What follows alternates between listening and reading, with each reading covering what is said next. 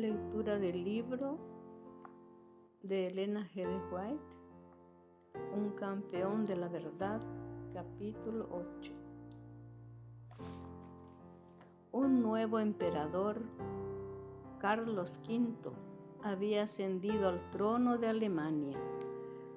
Los emisarios de Roma se apresuraron a presentarle sus plácemes y a inducirlo a emplear su poder contra la reforma. Por otra parte, el elector de Sajonia, con quien Carlos tenía una gran deuda por su exaltación al trono, le rogó que no tomase medida alguna contra Lutero, sin antes haberle oído. De este modo, el emperador se hallaba en una posición de gran perplejidad y desconcierto.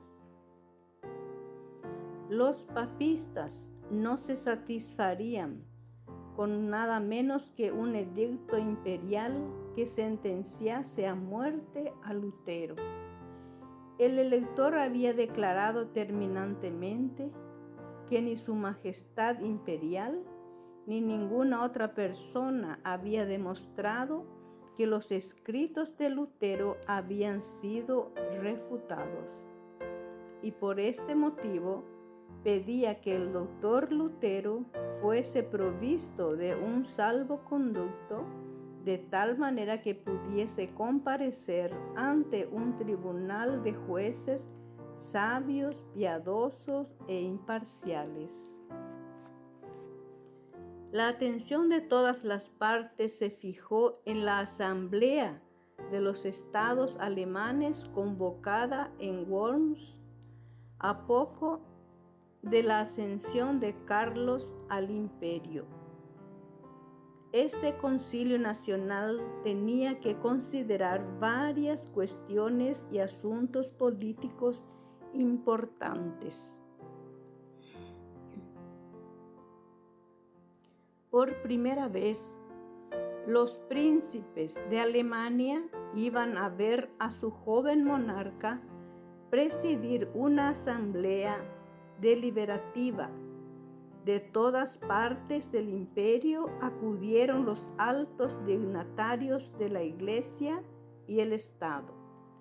Todos se juntaron en Worms, nobles, hidalgos, señores de elevada jerarquía, poderosos y celosos de sus derechos hereditarios, eclesiásticos, principescos, inflamados de su consciente superioridad en rango y poder, nobles, cortesanos seguidos de sus servidores armados y embajadores de tierras extrañas y lejanas.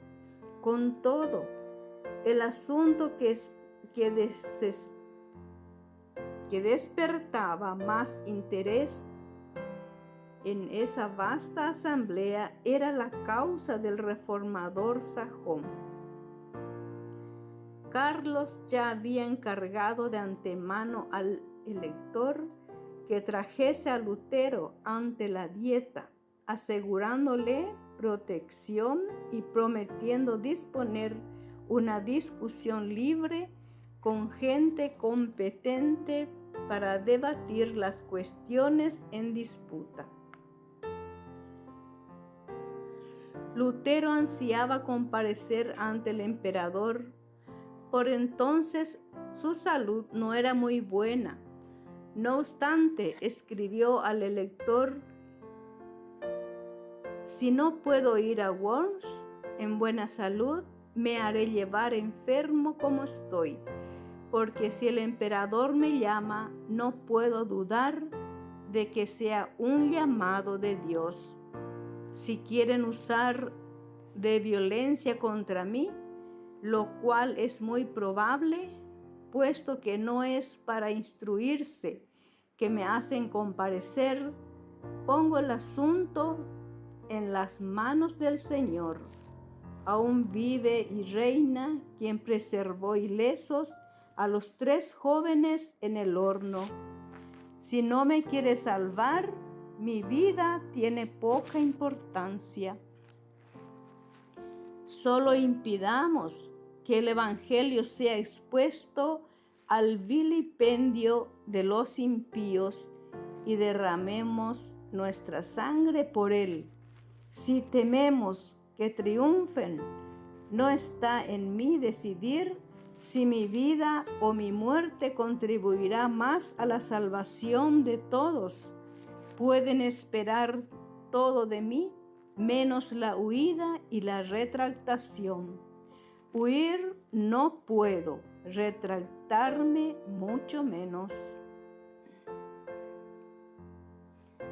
La noticia de que Lutero comparecería ante la Dieta circuló en Worms y despertó una agitación general.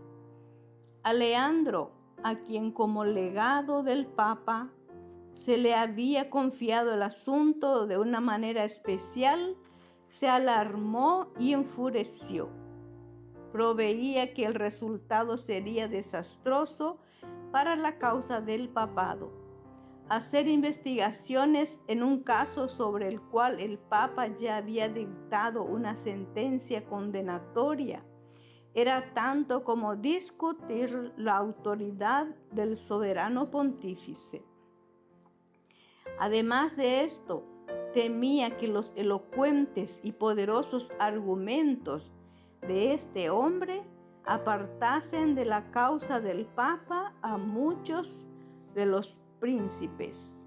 Por tanto, del modo más perentorio le objetó a Carlos la aparición de Lutero en Worms.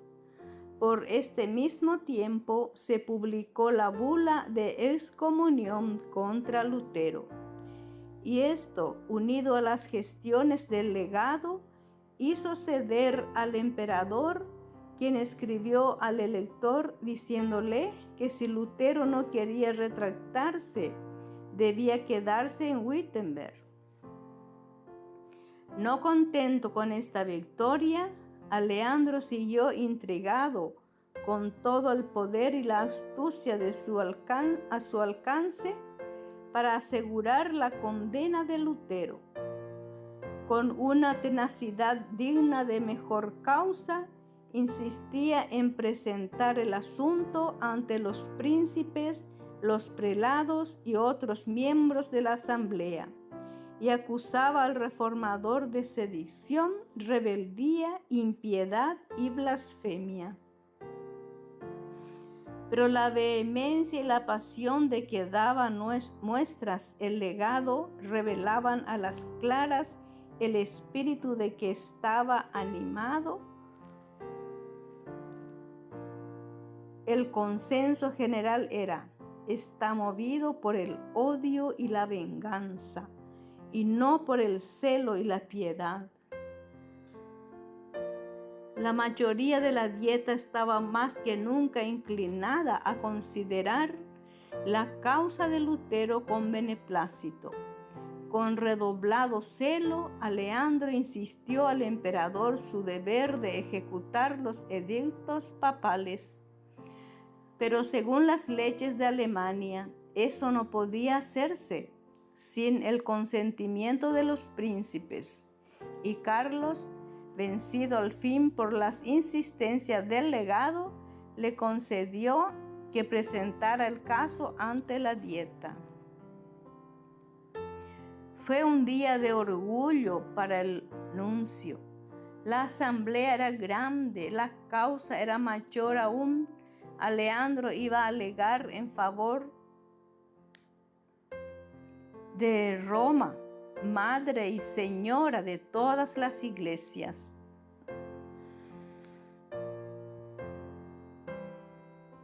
Él iba a defender el primado de Pedro ante la asamblea de los principados de la cristiandad. Tenía el don de la elocuencia y esta vez se elevó a la altura de la situación. Quiso la providencia que, en presencia del tribunal más augusto, Roma fuese defendida por el más hábil de sus oradores antes de ser condenada. Los que amparaban la causa de Lutero proveían de antemano, no sin recelo, el efecto que produciría el discurso de Aleandro. El elector de Sajonia no se hallaba presente, pero por indicación suya habían concurrido algunos de sus cancilleres para tomar nota del discurso del nuncio. Con todo el poder de la instrucción y la elocuencia, Aleandro se propuso destronar la verdad. Arrojó contra Lutero cargo sobre cargo, acusándolo de ser enemigo de la Iglesia y el Estado, de vivos y muertos, de clérigos y laicos, de concilios y cristianos en particular. Dijo: hay en los errores de Lutero no suficientes motivos para quemar a 100,000 herejes. En conclusión, procuró arrojar desprecio sobre los adherentes a la fe reformada. ¿Qué son todos esos luteranos? Un puñado de pedagogos insolentes, sacerdotes corruptos, monjes disolutos, abogados ignorantes y nobles degradados, junto con un populacho a quienes han extraviado y pervertido. Cuánto más superior a ellos en número, habilidad y poder es el partido católico. Un decreto unánime de esta ilustre asamblea iluminará a los simples, advertirá a los incautos, decidirá a los que dudan, fortalecerá a los débiles. Con estas armas han sido atacados en todo tiempo los abogados de la verdad. Hoy día se esgrimen los mismos argumentos contra todos los que se atreven en oposición a los errores establecidos a presentar las sencillas y directas enseñanzas de la palabra de Dios. Los que abogan por una religión popular exclaman: ¿quiénes son estos predicadores de nuevas doctrinas? Son indoctos, escasos en número y de las clases más pobres, y con todo pretenden tener la verdad y ser el pueblo elegido de Dios. Son ignorantes y engañados. Cuán superior en número e influencia es nuestra iglesia.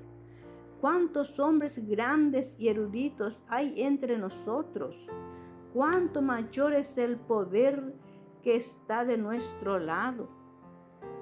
Estos son los argumentos que tienen una influencia eficaz sobre el mundo, pero no son de más peso hoy que en los días del Reformador. La Reforma no terminó como muchos lo creen. Al morir Lutero, tiene que continuar hasta el fin de la historia del mundo. Lutero tuvo una gran obra que hacer: reflejar a otros la luz que Dios hiciera brillar en su corazón. Pero él no recibió toda la luz que debía ser dada al mundo. Desde aquel tiempo hasta hoy, nueva luz ha estado brillando ininterrumpidamente sobre las Escrituras, y nuevas verdades han sido reveladas constantemente.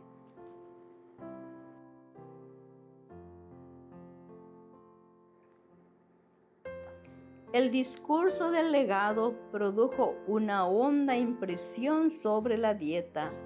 No hubo un Lutero para refutar los cargos del campeón papal con las verdades claras y convincentes de la palabra de Dios. Ningún esfuerzo se hizo para defender al reformador. Se manifestó una disposición general no solo para condenarlo junto con las doctrinas que enseñaba, sino para que fuese posible arrancar de raíz la herejía. Roma había disfrutado de la oportunidad más favorable para defender su causa. Se había dicho todo lo que podía decirse para vindicarla, pero esa aparente victoria fue la señal de la derrota. De allí en adelante, el contraste entre la verdad y el error se vería con mayor claridad, porque ahora comenzarán una guerra abierta. Nunca desde ese día estaría Roma tan segura como había estado hasta entonces.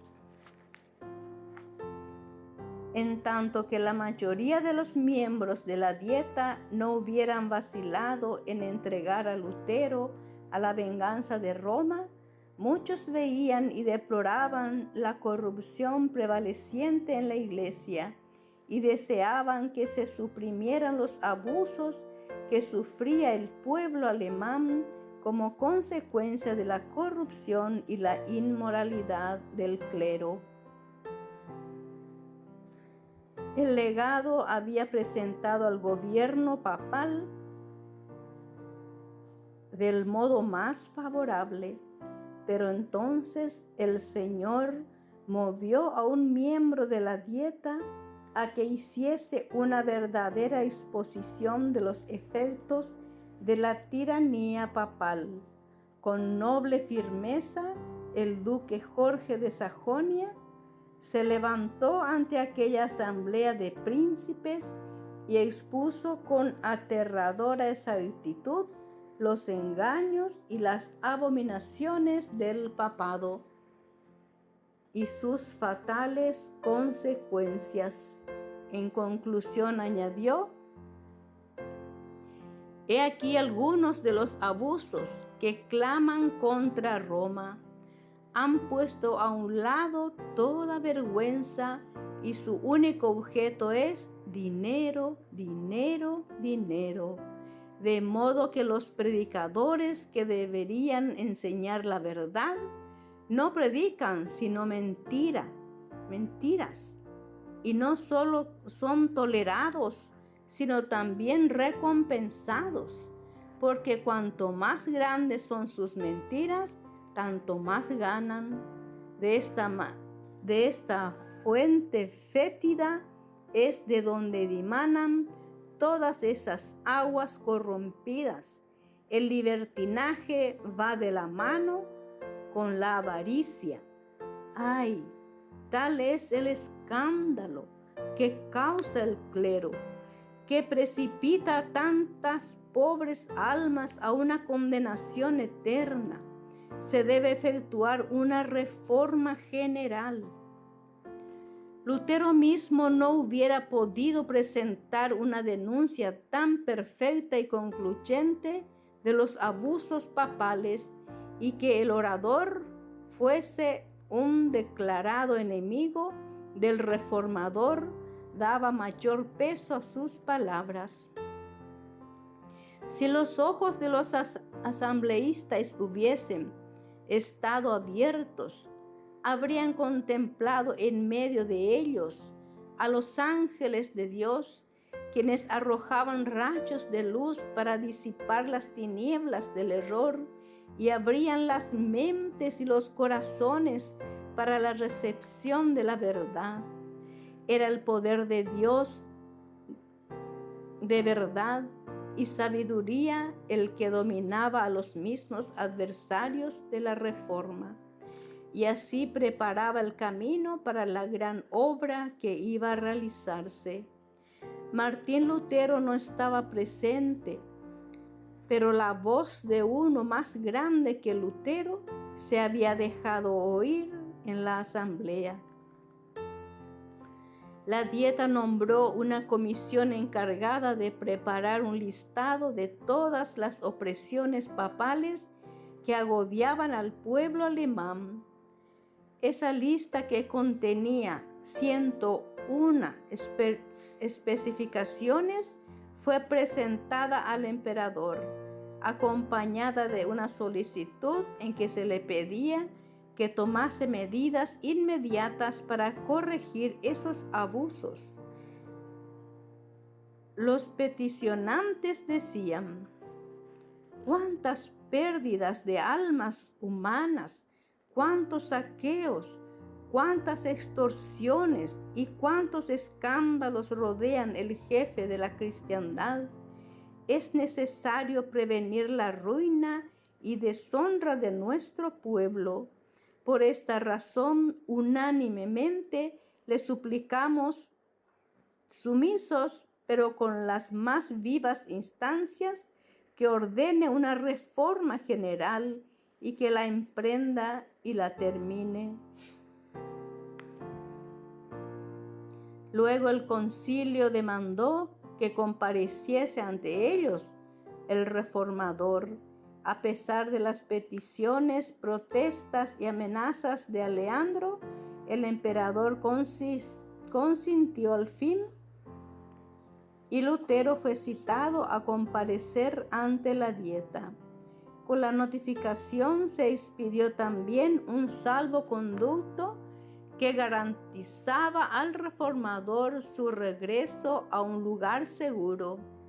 Ambos documentos fueron llevados a Wittenberg por un heraldo, quien fue comisionado para conducir a Lutero a Worms. Los amigos de Lutero estaban espantados y desesperados, sabedores del prejuicio y de la enemistad contra él. Temían que ni aun el salvoconducto fuese respetado y le aconsejaban que no hiciera peligrar su vida. Pero él replicó: «Los papistas no deseaban que yo fuese a Worms, pero si mi condenación y mi muerte, no importa. Rueguen no por mí, sino por la palabra de Dios. Cristo me dará su espíritu para vencer a esos ministros del error. Yo los desprecio durante mi vida y triunfaré de ellos con mi muerte. En Worms se agitan para obligarme a que me retracte, y aquí ¿cuál será mi retractación? Antes decía que el Papa era el vicario de Cristo. Ahora digo que es el adversario de nuestro Señor y el apóstol del diablo». Lutero no iba a emprender solo su peligroso viaje. Además del mensajero imperial, se decidieron a acompañarlo 3 de sus más fieles amigos. Melanchthon deseaba ardientemente unirse a ellos. Su corazón estaba unido con el de Lutero y se desvivía por seguirlo, aún hasta la prisión o la muerte. Pero sus ruegos fueron inútiles. Si Lutero perecía, las esperanzas de la reforma quedarían cifradas en los esfuerzos de su joven colaborador. Al despedirse de él, le dijo el reformador: «Si yo no vuelvo y mis enemigos me matan, no ceses de enseñar la verdad y permanecer firme en ella. Trabaja en mi lugar. Si tú vives, mi muerte será de escasa consecuencia». Los estudiantes y los ciudadanos que habían reunido para ver partir a Lutero estaban hondamente conmovidos. Una multitud cuyos corazones habían sido tocados por el Evangelio lo despidieron con llantos. Así salieron de Wittenberg el reformador y sus acompañantes. En el camino notaron que siniestros presentimientos embargaban las mentes de cuantos hallaban al paso. En algunos pueblos no les prestaron atención alguna. En uno de ellos, donde pernoctaron, un sacerdote amigo manifestó sus temores al reformador, enseñándole el retrato de un reformador italiano que había padecido el martirio. A la mañana siguiente se supo que los escritos de Lutero habían sido condenados en Worms. Los mensajeros imperiales proclamaban su decreto y obligaban a la gente a que entregase a los magistrados las obras del reformador. El heraldo, que temía por la seguridad de Lutero en la dieta y pensaba que ya empezaba a cejar en su propósito de acudir a la dieta, le preguntó si estaba aún resuelto a seguir adelante. Lutero contestó: aunque me ponga en entredicho en todas las ciudades, continuaré. En Erfurt, Lutero fue recibido con honores, rodeado por multitudes que lo admiraban. Cruzó esas mismas calles que antes recorriera tan a menudo con su bolsa de mendicante. Visitó la celda de su convento y meditó en las luchas mediante las cuales la luz que ahora inundaba Alemania había penetrado en su alma. Deseaban oírlo predicar, esto le estaba prohibido, pero el heraldo dio su consentimiento y el fraile, que una vez había sido el sirviente del convento, ahora ocupó el púlpito. Habló a la vasta concurrencia de las palabras de Cristo. La paz sea con ustedes, dijo. Filósofos, doctores y escritores han intentado enseñar a los hombres el camino para obtener la vida eterna y no han tenido éxito. Yo se los diré ahora. Dios resucitó a un hombre, el Señor Jesucristo, para poder destruir a la muerte, extirpar el pecado y cerrar las puertas del infierno. He aquí la obra de salvación. Jesucristo venció. Esta es la gozosa nueva y somos salvos por su obra y no por las nuestras. Nuestro Señor Jesucristo dice: la paz sea con ustedes. Contemplen mis manos, es decir, mira, oh hombre, soy yo solo soy quien he borrado tus pecados y te he rescatado.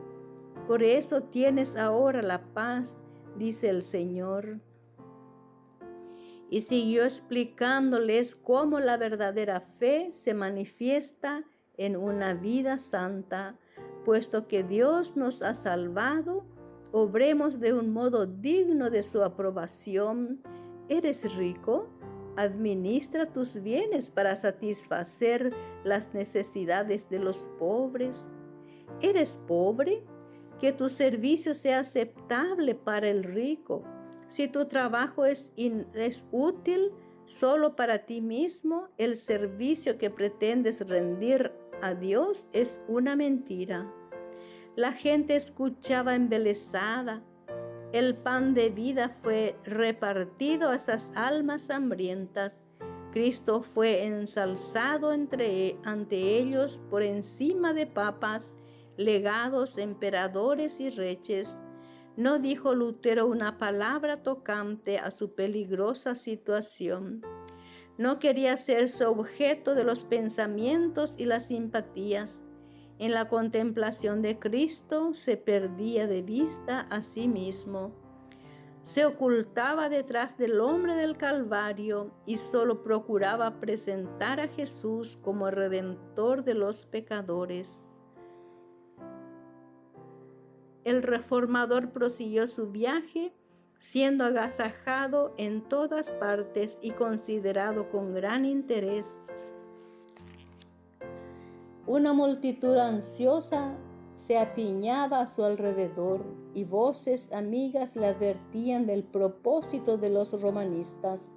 Algunos le decían: te harán morir en una hoguera y reducirán tu cuerpo a cenizas como lo hicieron con Juan Hus. Lutero contestaba: aun cuando encendiesen un fuego que se extendiera desde Worms hasta Wittenberg y sus llamas se elevaran hasta el cielo, lo atravesaría en nombre del Señor.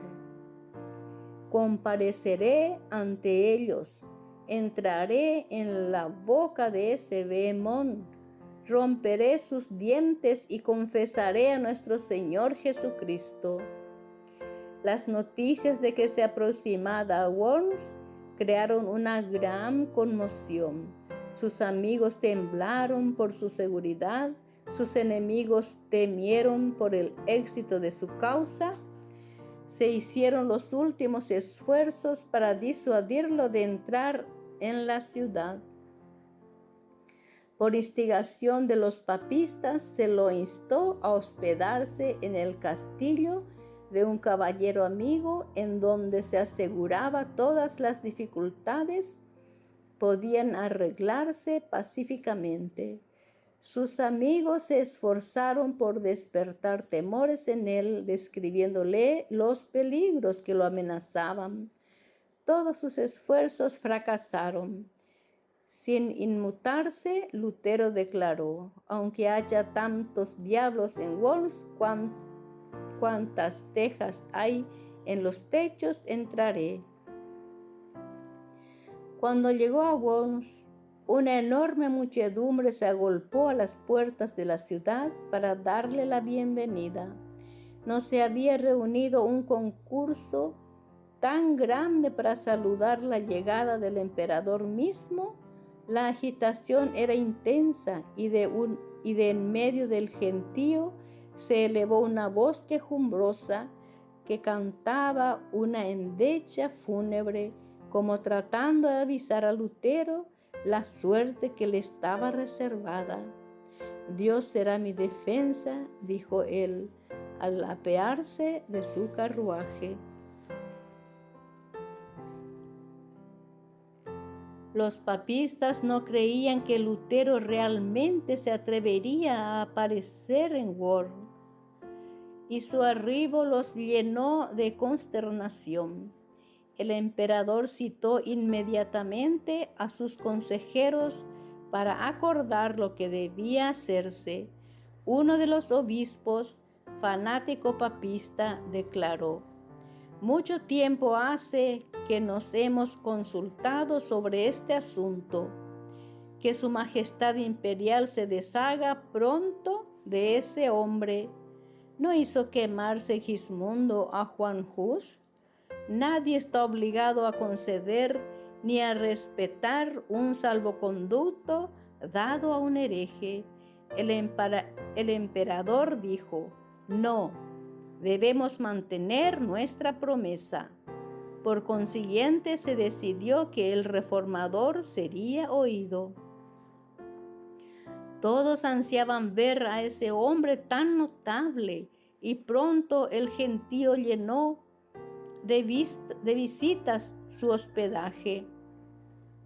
Lutero apenas estaba repuesto de su reciente enfermedad, estaba debilitado por el viaje que había durado 2 semanas enteras. Debía prepararse para enfrentar los trascendentales eventos del día siguiente y necesitaba quietud y reposo. Pero era tan grande el deseo de verlo que solo había descansado unas pocas horas cuando llegaron a la posada de Lutero nobles, caballeros, sacerdotes y ciudadanos que ansiaban ser recibidos por él. Entre esos visitantes se contaban muchos de esos nobles que tan valientemente exigieran al emperador que emprendiese una reforma de los abusos eclesiásticos y que, decía Lutero, habían sido libertados por mi evangelio. Todos amigos como enemigos venían a ver al monje indómito. que los recibía con inalterable serenidad y a todos contestaba con saber y dignidad. Su porte era distinguido y resuelto, su rostro delicado y pálido, con las huellas de cansancio y enfermedad, ostentaba una expresión de bondad y gozo. La solemnidad y el profundo fervor de sus palabras le daban un poder que sus mismos enemigos no podían resistir. Amigos y enemigos estaban maravillados. Algunos estaban convencidos de que los asistía una fuerza divina. Otros decían de él lo que los fariseos decían de Cristo: demonio tiene. Al día siguiente de su llegada, Lutero fue citado a comparecer ante la Dieta. Se nombró a un dignatario imperial para que lo condujese a la sala de audiencias, a la que llegaron no sin dificultad. Todas las calles estaban obstruidas por el gentío que se agolpaba en todas partes, curioso por conocer al monje que se había atrevido a resistir a la autoridad del Papa. En el momento en que entraba en la presencia de sus jueces, un viejo general, héroe de muchas batallas, le dijo en tono bondadoso: frailecito, frailecito, haces frente a una empresa tan ardua que ni yo ni otros capitanes hemos visto jamás en nuestros más sangrientos combates. Pero si tu causa es justa y si estás convencido de ello, avanza en el nombre de Dios y nada temas, Dios no te abandonará. Al fin Lutero estaba ante el concilio. El emperador ocupaba el trono, estaba rodeado por los más ilustres personajes del imperio. Ningún hombre compareció jamás ante una asamblea más impotente que esa ante la cual Martín Lutero debía responder por su fe. Esta comparecencia ya era un triunfo manifiesto sobre el papado. El Papa había condenado al hombre, pero él se hallaba ante un tribunal que, por este mismo acto, se colocaba por sobre el Papa. El Papa lo había puesto bajo entredicho y expulsado de toda sociedad humana. Sin embargo, se lo había convocado en términos honrosos e introducido ante la más augusta asamblea del universo. El Papa le había impuesto silencio perpetuo. Ahora él iba a hablar ante miles de atentos oyentes reunidos con las regiones más remotas de la cristiandad. Así, por medio de Lutero, se había efectuado una revolución inmensa. Roma ya descendía de su trono y era la palabra de un fraile la que le provocaba esa humillación. Al verse ante tan augusta y calificada asamblea, el reformador de humilde cuna pareció cohibido y avergonzado. Algunos de los príncipes, al observar su emoción, se acercaron a él y uno de ellos le dijo al oído: no temas a los que matan el cuerpo, pero son incapaces de matar el alma. Otro añadió: cuando sean llevados ante gobernantes y reyes por mi causa, se les dará, por medio del Espíritu de vuestro Padre, lo que han de decir. Así fueron recordadas las palabras de Cristo por los grandes de la tierra para fortalecer a su siervo en la hora de la prueba. Lutero fue conducido hasta un lugar situado frente al trono del emperador. Un profundo silencio cayó sobre la numerosa asamblea. Entonces un oficial imperial se puso en pie y al señalar una colección de los escritos de Lutero, exigió que el reformador contestase dos preguntas: si reconocía esas obras como suyas y si estaba dispuesto a retractar el contenido de ellas. Habiendo sido leídos los títulos de los libros, Lutero dijo que sí los reconocía como suyos. Y dijo tocante a la segunda pregunta, y al ver que concierne a la fe y a la salvación de las almas en la que se halla involucrada la palabra de Dios, el más grande y precioso tesoro que existe en los cielos y la tierra, ¿obraría yo imprudentemente si respondiera sin reflexión? ¿Podría afirmar menos de lo que demanda la circunstancia o más de lo que exige la verdad, y así pecar contra este aserto de Cristo? Cualquiera que me niegue delante de los hombres, yo también lo negaré delante de mi Padre que está en los cielos. Por esta razón, suplico a su majestad imperial, con toda humildad, me conceda tiempo para que yo pueda responder sin ofender la palabra de Dios. Lutero obró sabiamente al hacer ese pedido. Su proceder convenció a la asamblea de que él no actuaba movido por la pasión o el impulso. Esta calma y autocontrol inesperados en alguien que se había mostrado osado e intransigente se sumó a su poder y lo capacitó para después contestar con una prudencia, una firmeza, una sabiduría y una dignidad que sorprendería y desanimaría a sus adversarios y que reprendería su malicia y orgullo. Al día siguiente debía comparecer para dar su respuesta final. Por unos momentos, al verse frente a tantas fuerzas que hacían causa común contra la verdad, su corazón desfalleció, su fe vaciló, se sintió presa de temor y temblor, y lo abrumó el horror. Los peligros se multiplicaban ante él y parecía que sus enemigos se acercaban al triunfo y que las potestades de las tinieblas prevalecerían. Las nubes se cernían sobre él y parecían separarlo de Dios. Deseaba con ansia estar seguro de que el Señor de los ejércitos estaría con él.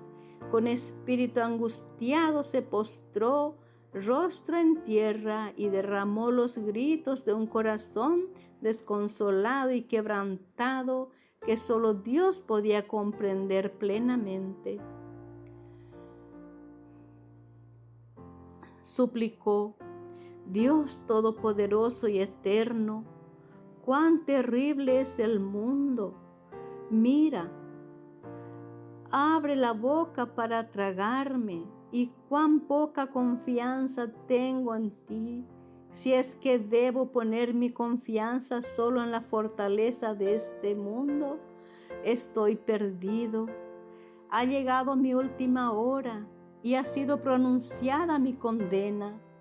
Oh Dios, asísteme contra toda la sabiduría del mundo. Hazlo tú solo, porque esta no es mi obra, sino la tuya. Nada tengo que hacer aquí, nada por qué combatir contra estos grandes del mundo, pero la causa es tuya, y ella es una causa justa y eterna. Oh Señor, ayúdame. Dios fiel e inmutable, no confío en ningún hombre. Todo lo que es humano es incierto, todo lo que procede del hombre fracasa. Tú me elegiste para esta obra, permanece a mi lado por consideración a tu bien amado Jesucristo, quien es mi defensa, mi escudo y mi poderosa fortaleza. Una sapientísima providencia había permitido que Lutero apreciase debidamente el peligro que lo amenazaba, para que no confiara en su propia fuerza y embistiera con temeridad y presunción. Sin embargo, no era el temor al sufrimiento personal ni el pavor a la tortura o la muerte lo que lo abrumaba con su terror. Había llegado la crisis y sentía su incapacidad para enfrentarla. Temía que por su debilidad la causa de la verdad se malograra. No suplicaba ante Dios por su propia seguridad, sino por el triunfo del Evangelio. Así como la angustia que sintiera Israel en esa lucha nocturna que sostuviera a orillas del arroyo solitario, así era la angustia y el conflicto de su alma. Y lo mismo que Israel, Lutero prevaleció con Dios. En su desamparo, su fe se afirmó en Cristo. El poderoso libertador fue fortalecido con la seguridad de que no comparecería solo ante el concilio. La paz volvió a su alma y se regocijó de que se le permitiera exaltar la palabra de Dios ante los gobernantes de las naciones. Con su mente cimentada en Dios, Lutero se presentó para la lucha que le aguardaba. Meditó un plan de defensa, examinó pasajes de sus propios escritos y sacó pruebas de las Santas Escrituras para sustentar sus proposiciones. Luego colocó la mano izquierda sobre la Biblia, que estaba abierta delante de él, alzó la diestra hacia el cielo y juró permanecer fiel al Evangelio y confesar libremente su fe, aunque tuviese que sellar su testimonio con su sangre. Cuando de nuevo fue introducido a la dieta, su semblante no revelaba rasgo de temor o desconcierto. Calmo y sereno, a la vez que valiente y digno, se presentó como testigo de Dios entre los poderosos de la tierra. Luego el oficial imperial le exigió su decisión en cuanto a si deseaba retractarse de sus doctrinas. Lutero respondió en un tono sumiso y humilde, sin violencia ni apasionamiento. Su porte era modesto y respetuoso, sin embargo manifestaba una confianza y un gozo que sorprendió a la asamblea. Lutero dijo: Serenísimo emperador, ilustres príncipes, benignísimos señores, comparezco este día ante ustedes en conformidad con la orden que se me diera ayer. Por las misericordias de Dios imploro a su majestad y a sus augustas altezas se dignen escuchar bondadosamente la defensa de una causa acerca de la cual tengo la convicción que es justa y verdadera. Si por causa de mi ignorancia yo transgrediera los usos y las costumbres de las cortes, les ruego me perdonen, pues no fui educado en los palacios de los reyes, sino en la reclusión de un convento. Luego, yendo al asunto, declaró que sus escritos no eran todos del mismo carácter. En algunos había tratado de la fe y de las buenas obras, y aún sus enemigos los declaraban no solo inofensivos, sino provechosos. Retractarse de ellos sería condenar verdades de todas las partes, confesaban. Una segunda clase de escritos exponía los abusos y las corrupciones del papado. Revocar esas obras fortalecería la tiranía de Roma y abriría una puerta más ancha y a muchas y mayores impiedades. Y en la tercera categoría de libros atacaba a individuos que habían defendido los males reinantes. En cuanto a esto, confesó francamente que había sido más violento de lo debido.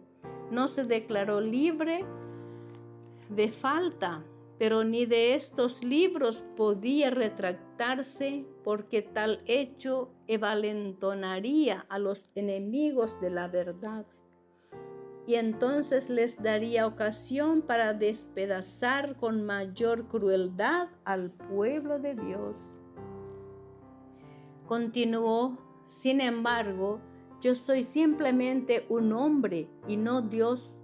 Por consiguiente me defenderé como lo hizo Cristo.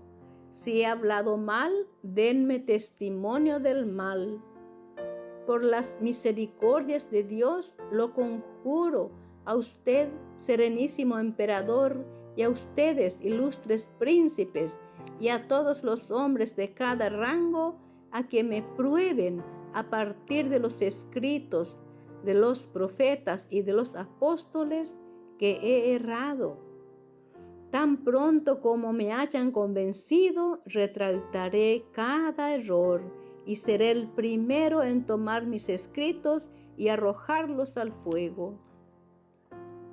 Lo que acabo de decir muestra claramente, espero que he considerado y pesado cuidadosamente los peligros a que me expongo, pero lejos de desmayar, me regocijo al ver que el Evangelio es hoy, como lo fue antes, una causa de disturbio y discordia. Este es el carácter y el destino de la palabra de Dios. No viene a traer paz, sino espada sobre la tierra, dijo Jesucristo. Dios es admirable y terrible en sus juicios. Temamos que por reprimir las discordias persigamos la santa palabra de Dios y hagamos caer sobre nosotros un espantoso diluvio de peligros insuperables, desastres presentes y desolación eterna. Yo podría citar muchos ejemplos de los oráculos de Dios. Podría hablarles de Faraón, los reyes de Babilonia y los de Israel, quienes jamás contribuyeron más eficazmente a su ruina que cuando por consejos en apariencia muy sabios pensaron en consolidar su dominio. Dios remueve las montañas antes que sepan quién los trastorna. Lutero había hablado en alemán, ahora se le requirió que repitiera las mismas palabras en latín, y si bien estaba rendido por el esfuerzo previo, obedeció y repitió su discurso con la misma claridad y energía que la primera vez. La providencia de Dios dirigió este asunto. La mente de muchos príncipes estaba tan cegada por el error y la superstición que en la primera exposición no apreciaron la fuerza del razonamiento de Lutero, pero la repetición les permitió percibir claramente los puntos presentados. Aquellos que cerraban obstinadamente sus ojos para no ver la luz y resueltos a no ser convencidos de la verdad, se llenaron de ira ante el poder de las palabras de Lutero. Tan pronto hubo dejado de hablar, el que seguía que contestar en nombre de la dieta le dijo airadamente: no ha respondido la pregunta que se te ha hecho.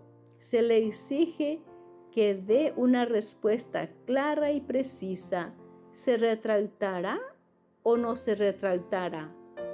El reformador contestó: ya que su serenísima majestad y sus altezas exigen de mí una respuesta clara, sencilla y precisa, se las daré, y esta: yo no puedo someter mi fe ni al Papa ni a los concilios, porque es tan claro como el día que ellos se han equivocado y contradicho unos a otros frecuentemente, por lo cual, si no se me convence con testimonios de las Escrituras o con razones evidentes, y si no se me persuade por medio de los mismos textos que yo he citado, y si no sujetan mi conciencia por medio de la palabra de Dios, no puedo retractarme ni me retractaré. Por no ser digno de un cristiano hablar contra su conciencia, heme aquí, no puedo hacerlo de otro modo. Que Dios me ayude. Amén. Así se mantuvo este hombre recto sobre el firme fundamento de la palabra de Dios.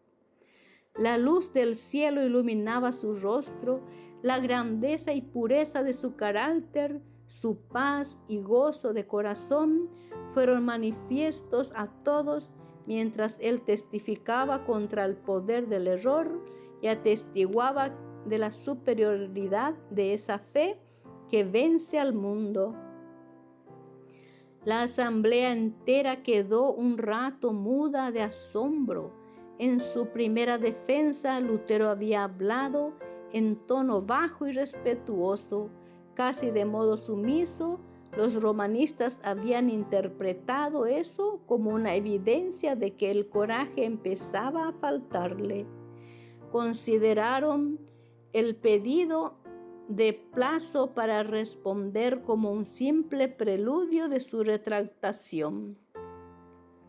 Carlos mismo, al notar, no sin desprecio el hábito raído del fraile, su actitud tan llena y la sencillez de su alocución, había exclamado: «Este monje jamás me convertirá en hereje». Empero el valor y la firmeza que esta vez desplegaba, así como el poder y la claridad de su razonamiento, dejaron a todos los participantes sorprendidos.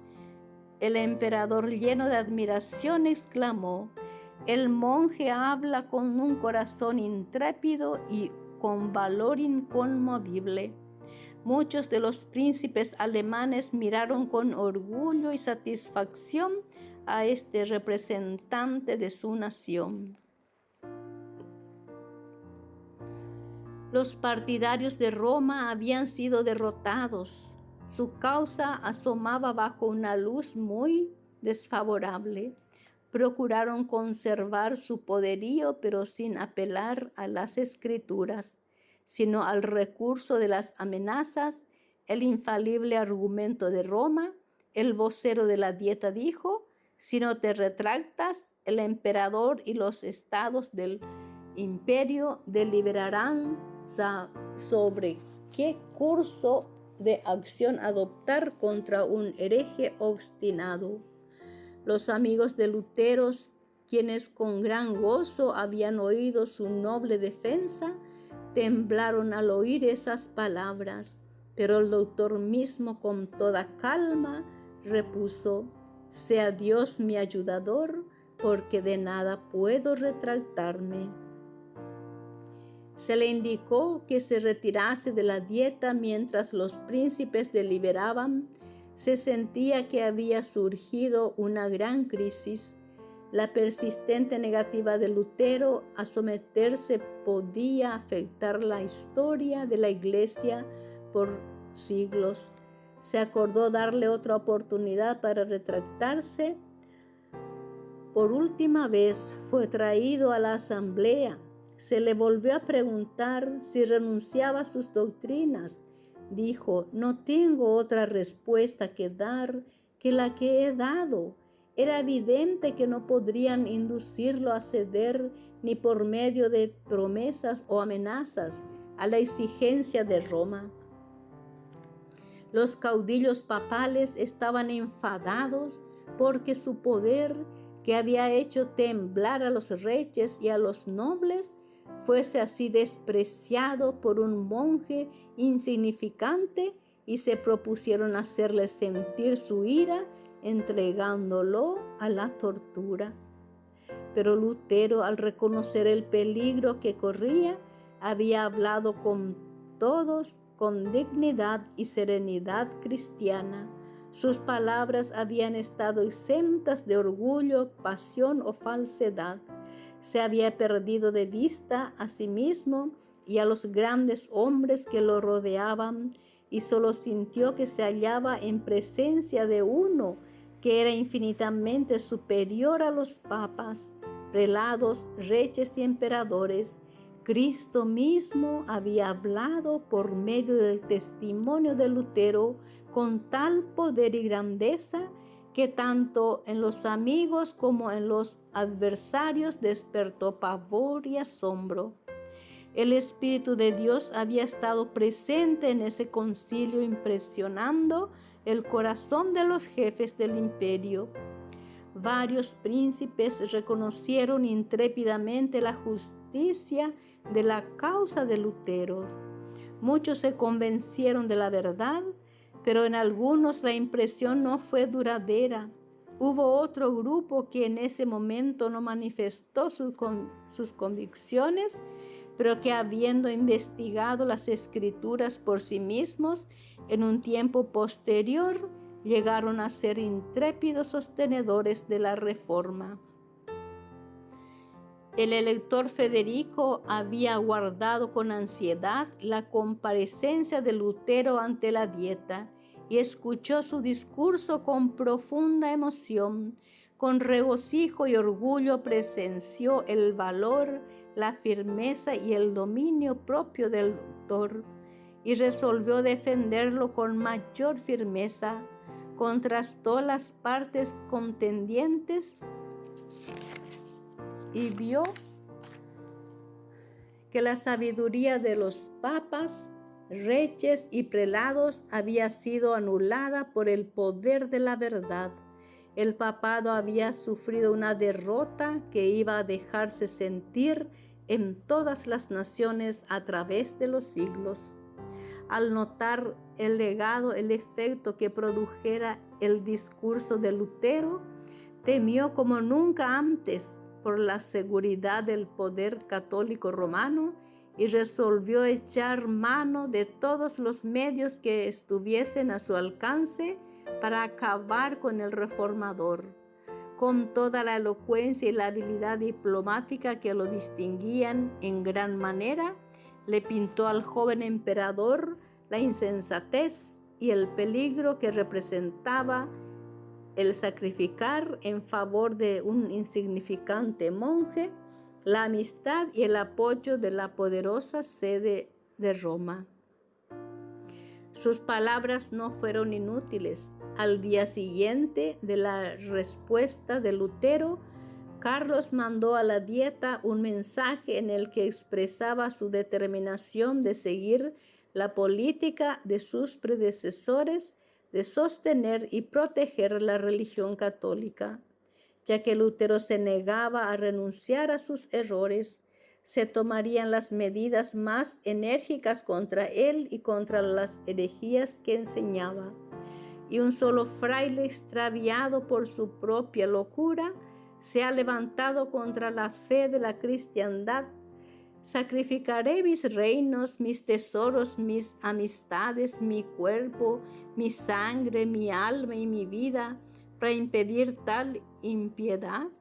Voy a despedir al agustino Lutero, prohibiéndole causar el más leve desorden entre la gente. Luego procederé contra él y sus adherentes como contra herejes contumaces por medio de la excomunión, del interdicto y por todos los medios convenientes para destruirlos. Pido a los miembros de los estados que se componen como fieles cristianos.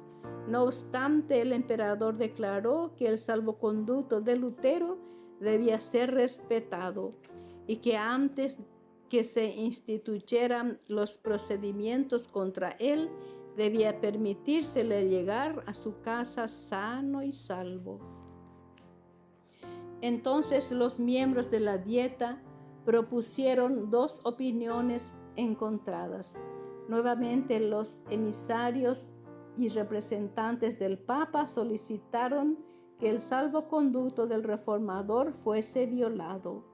Decían, el Rin debería recibir sus cenizas, como recibió hace un siglo las de Juan Hus.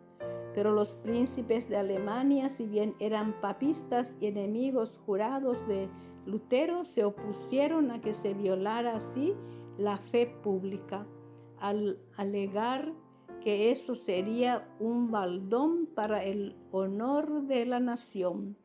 Recordaron las calamidades que habían sobrevenido por la muerte de Hus y declararon que ellos no se atrevían a invocar sobre Alemania ni sobre la cabeza de su joven emperador una repetición de esos males terribles. Carlos mismo, en respuesta a la vil propuesta, dijo, aunque el honor y la fe fuesen borrados de todo el mundo, deberían hallar refugio en el corazón de los príncipes. Pero los enemigos más encarnizados de Lutero siguieron hostigando al monarca para que hicieran con el reformador lo que Segismundo hiciera con Hus, abandonarlo a las misericordias de la Iglesia. Pero Carlos V evocó la escena cuando Hus, al señalar las cadenas que lo arrojaban, le recordó al monarca su palabra empeñada, pero quebrantada, y contestó, yo no quiero sonrojarme como Segismundo. Sin embargo, Carlos había rechazado deliberadamente las verdades expuestas por Lutero. El monarca escribió, estoy firmemente resuelto a imitar el ejemplo de mis antepasados. Estaba decidido a no salirse del sendero de la costumbre, ni siquiera para caminar por el camino de la verdad y de la justicia. Por la razón de que sus padres lo habían hecho, él también sostendría al papado con toda su crueldad y corrupción, de modo que hizo su decisión rehusarse a aceptar cualquier luz que fuera más allá de la que sus padres hubiesen recibido, ni practicar deber alguno que ellos no hubieran practicado.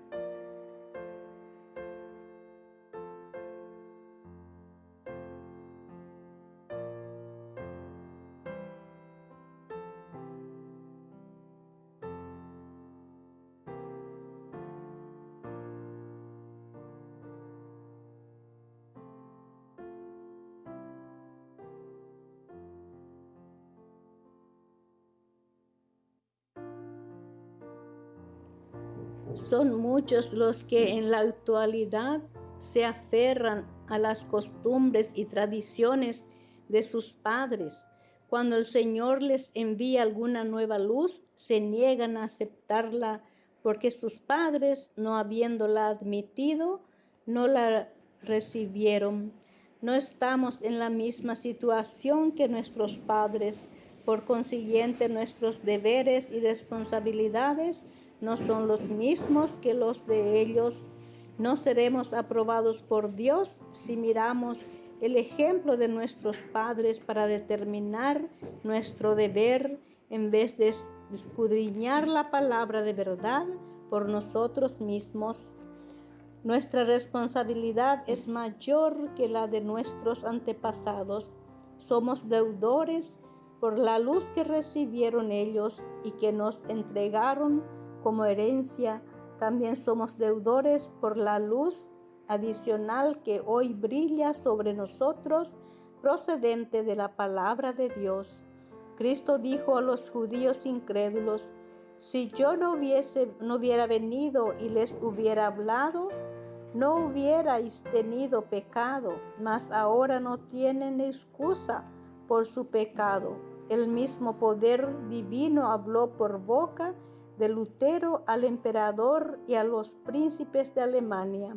Y mientras la luz resplandecía procedente de la palabra de Dios, su espíritu abogó por última vez con muchos en esa asamblea, así como Pilato siglos antes permitió que el orgullo y la popularidad le cerraran el corazón contra el Redentor del mundo, y así como el cobarde Félix rechazó el mensaje de verdad y dijo: ahora vete, pero cuando tenga oportunidad te llamaré. Y así como el orgulloso Agripa confesó: por poco me persuades a ser cristiano, pero rechazó el mensaje que le era enviado del cielo, así también Carlos V, al ceder a los dictados del orgullo y la política del mundo, decidió rechazar la luz de la verdad. Circulaban ampliamente rumores de los designios contra Lutero, lo que causaba gran agitación en la ciudad. Lutero se había conquistado muchos amigos, quienes al conocer la traidora crueldad de Roma, para con los que se atrevían a exponer sus corrupciones, resolvieron evitar que fuese sacrificado. Centenares de nobles se comprometieron a protegerlo. No pocos denunciaban públicamente el mensaje imperial como una evidente enfermiza sumisión al poder controlador de Roma. Se fijaron pasquines en las puertas de las casas y en las plazas públicas, unos contra Lutero y otros a su favor. En uno de ellos se leían sencillamente estas significativas palabras del sabio: ay de ti, oh tierra, cuando tu rey es un niño. El entusiasmo que la gente manifestara en favor de Lutero en todas partes de Alemania convenció tanto al emperador como a la Dieta que cualquier injusticia contra él pondría en peligro la paz del imperio e incluso la estabilidad del trono.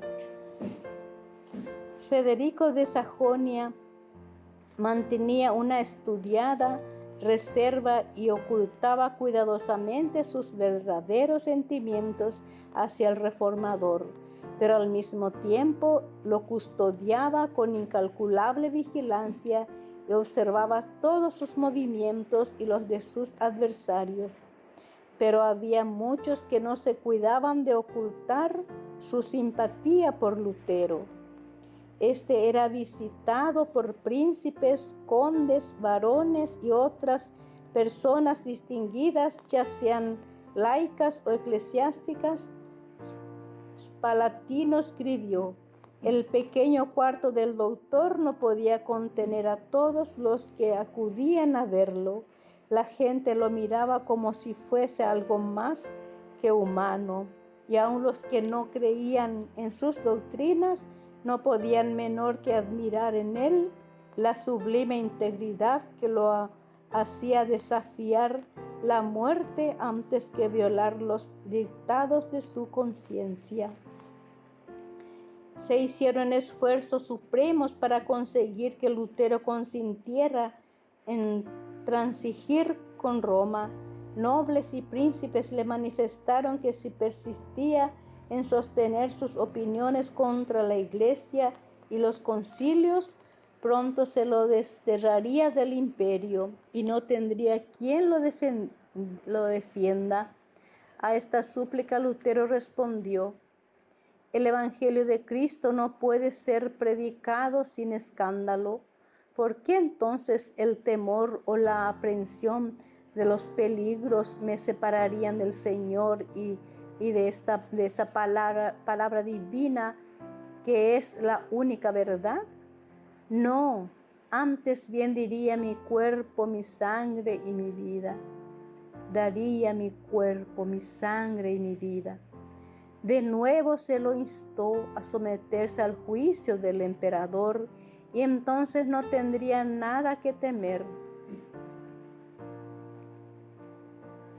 Dijo en respuesta: Consiento con todo mi corazón en que el emperador, los príncipes y aun los más humildes cristianos examinen y juzguen mis libros, pero con una condición: que tomen como norma la palabra de Dios.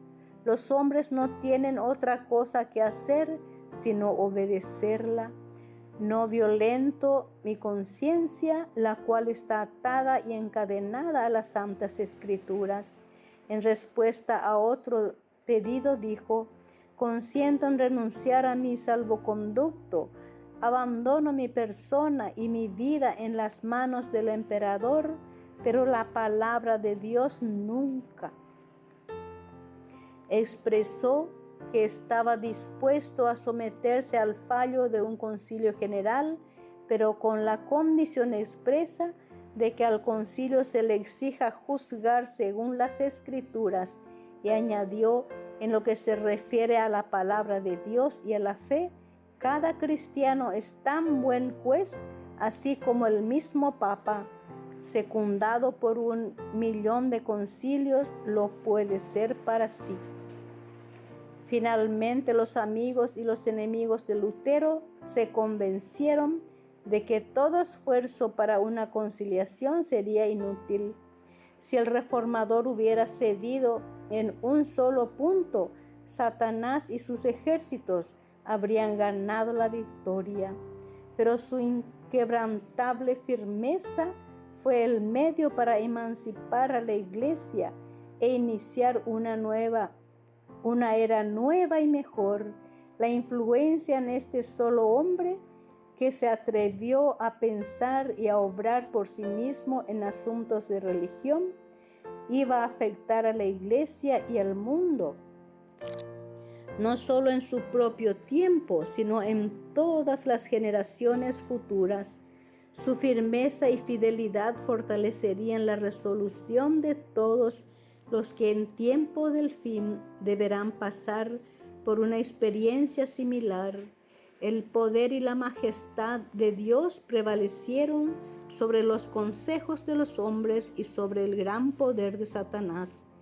Pronto se le ordenó a Lutero, por mandato del emperador, que regresara a su casa, y él entendió que a esa noticia rápidamente le seguiría la de su condena. Nubes amenazantes se cernían sobre su senda, pero al salir de Worms, su corazón rebosaba de gozo y alabanza. Él dijo: el mismo diablo custodiaba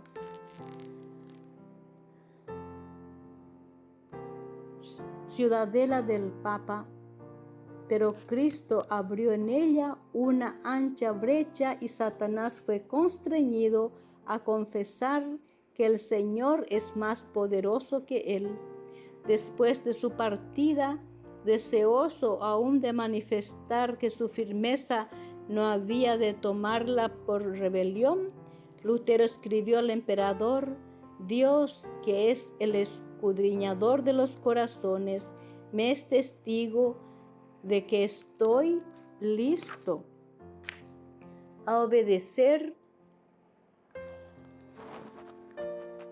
con diligencia a su majestad, para honra y para deshonra, para vida o para muerte, sin excepción, salvo la palabra de Dios, por medio de la cual existe el hombre en todos los asuntos del tiempo presente. Mi fidelidad será perenne, porque aquí ganar o perder no son importantes para la salvación, pero cuando están en juego intereses eternos, Dios no desea que el hombre se someta al hombre, porque tal sumisión en asuntos espirituales es una adoración verdadera y ella debe rendirse únicamente al Creador. En su viaje de regreso, Lutero era recibido con más agasajos que en el de su ida a Worms.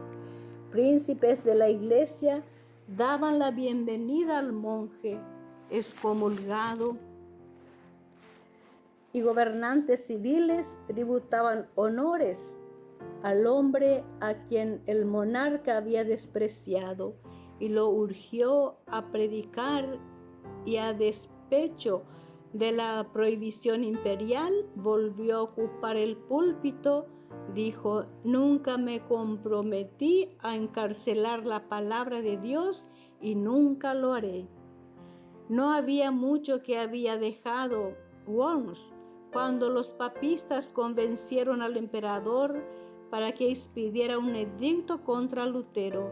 En ese decreto se lo denunciaba como el mismo Satanás en forma humana y vestido con hábito de fraile.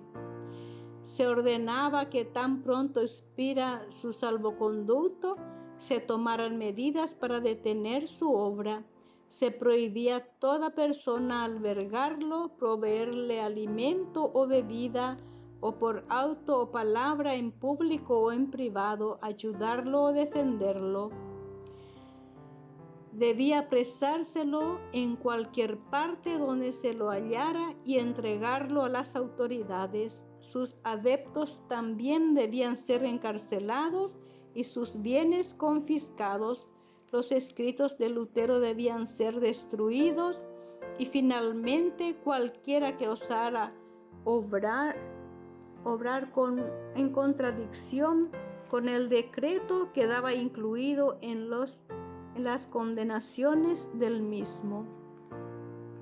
El elector de Sajonia y los príncipes más adictos a Lutero habían dejado Worms enseguida después de su partida, y el decreto del emperador recibió la sanción de la Dieta. Ahora los romanistas estaban jubilosos, consideraban que la suerte de la reforma estaba sellada. Pero Dios había provisto un medio de escape para su siervo en esa hora de peligro. Un ojo vigilante había seguido los movimientos de Lutero y un corazón sincero y noble había resuelto ponerlo a salvo. Era evidente que Roma no se satisfaría con nada menos que con la muerte del reformador, y solo ocultándose podía éste ser preservado de las garras del león. Dios dio sabiduría a Federico de Sajonia para idear un plan que preservara la vida de Lutero. Ayudado por varios amigos verdaderos, se llevó a cabo el propósito del elector. Y Lutero fue eficazmente ocultado de amigos y enemigos. Mientras regresaba a su residencia, se vio rodeado de repente, separado de sus acompañantes y llevado por la fuerza a través de los bosques al castillo de Wittenberg, una fortaleza montañosa aislada.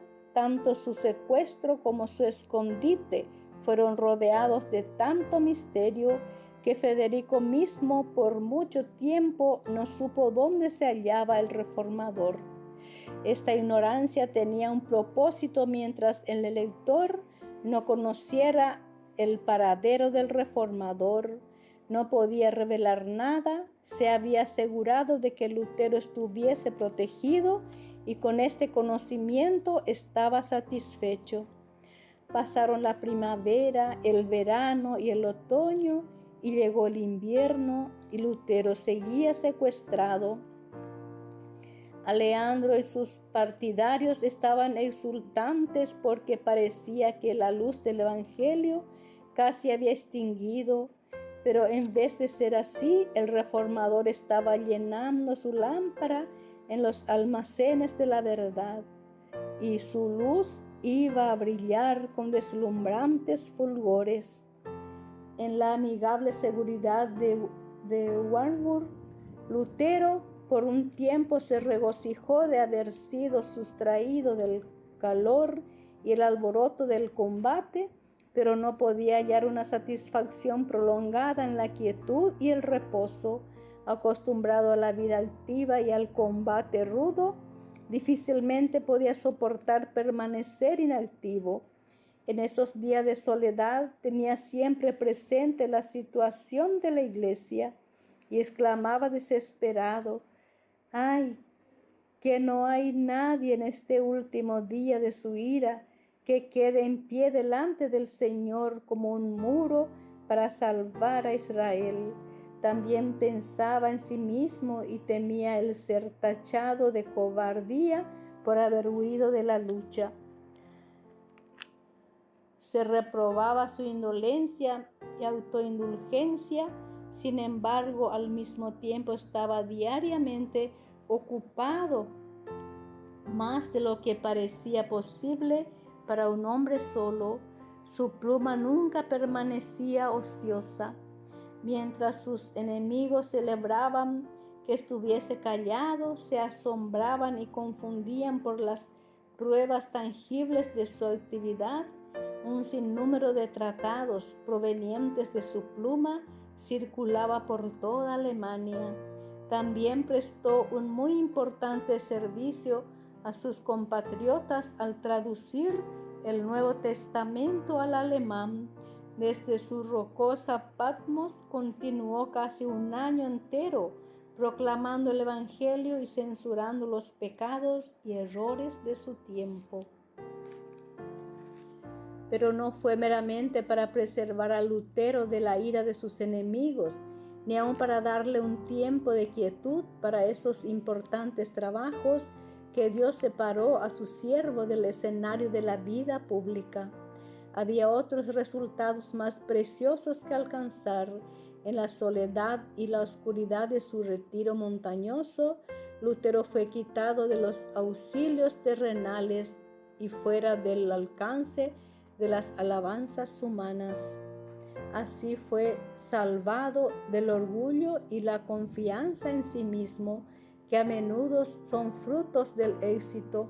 Por medio del sufrimiento y la humillación fue preparado de nuevo para caminar seguro en las vertiginosas alturas a donde había sido llevado tan de repente. A la vez que los hombres se regocijan en la libertad que les otorga el conocimiento de la verdad, se sienten inclinados a ensalzar a aquellos a quienes Dios ha empleado para romper las cadenas del error y la superstición. Satanás procura distraer de Dios los pensamientos y los afectos de los hombres y hacer que se fijen en los agentes humanos. Induce a los hombres a dar honra al mero instrumento y a ignorar la mano que dirige todos los eventos de la providencia. Demasiado a menudo los líderes religiosos, que son así alabados y reverenciados, pierden de vista su dependencia de Dios y son inducidos a confiar en sí mismos. Como resultado, anhelan controlar las mentes y las conciencias de la gente, la cual está dispuesta a considerarlos como guías en vez de mirar a la palabra de Dios. La obra de reforma a menudo ve frenada su marcha por el espíritu que domina a quienes la sostienen. A causa de este peligro, Dios decidió preservar la causa de la reforma. Quiso que la obra no reciba la importancia de los hombres, sino la marca de Dios. Los ojos de los hombres se habían vuelto hacia Lutero como en el expositor de la verdad, pero él fue arrebatado de su vista para que todas las miradas se dirigieran al eterno autor de la verdad.